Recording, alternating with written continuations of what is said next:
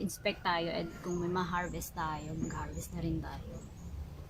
Lagyan natin ng honey if ever mayroon tayong ma-harvest. Natin buksan.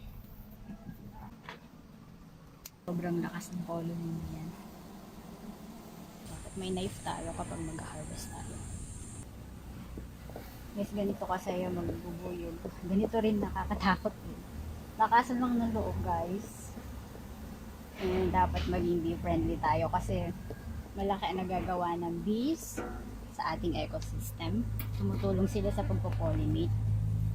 Kaya dapat natin silang i-save.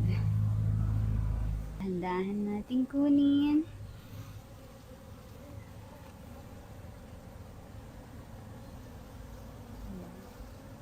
Ito yung in-inspect ko last time. Yan. Papakita ko sa inyo yung mga laman ng honey. Ito, ayan. Ito yung mga naka-close na combs. Yan yung may honey. Tapos ito namang mga kulay brown. Ito naman yung mga pipisang itlog. Yan yung broad na tinatawag. So far, wala naman yung queen dito. Kung nanonood kayo, please like and share. Yan. Ito ang nasa taas.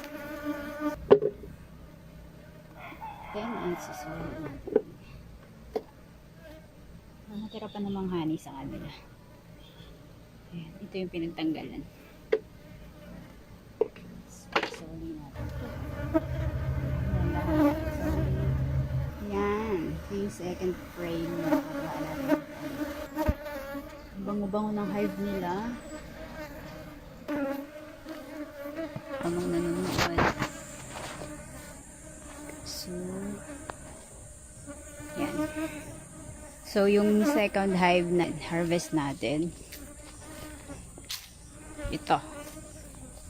Ito, kasi last time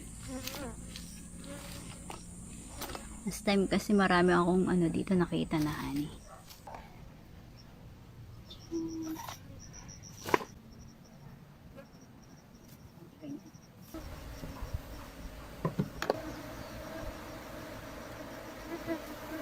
Oh.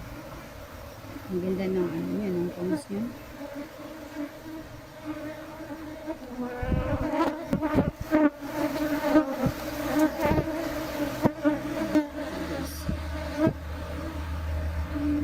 So, yun lang. Until next